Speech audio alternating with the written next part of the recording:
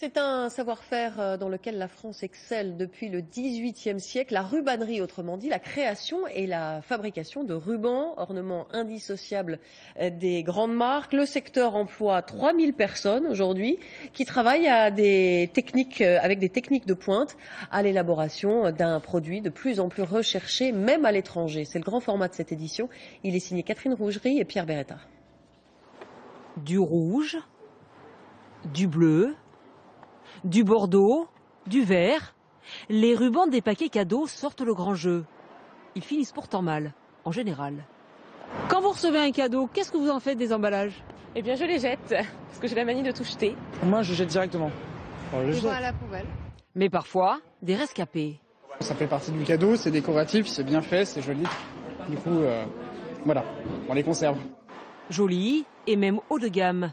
Derrière ce ruban de luxe, un savoir-faire unique qui se trame à Comines, dans le nord de la France. Dans cette entreprise, des centaines de mètres de fil de coton qu'il faut d'abord ourdir, en clair, assemblés à la bonne largeur. L'étape numéro 2, c'est tout simplement le tissage à l'ancienne. Allons-y. Une fabrication artisanale sur des métiers à tisser de 1955. Le secret, ces navettes en bois qui glissent entre les fils. Le principe, c'est donc un entrecroisement de fils avec un principe dessus-dessous qui permet donc d'avoir deux lisières 100% identiques. Tradition et modernité. Ici, on a su s'adapter.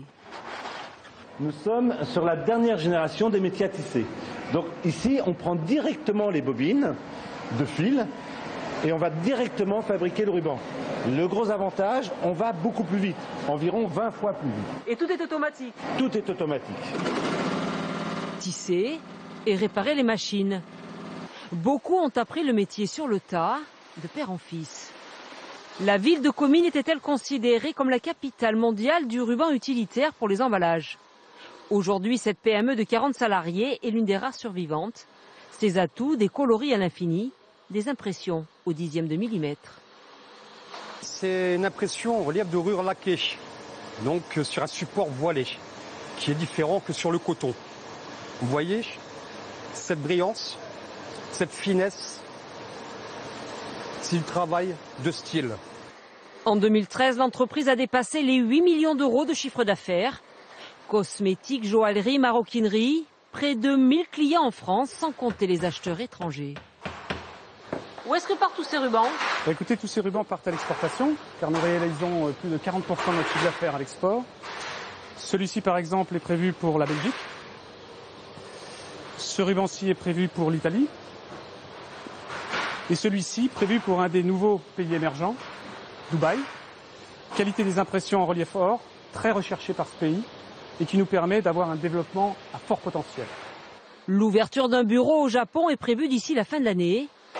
Le Made in France n'a pas fini d'emballer. Profitez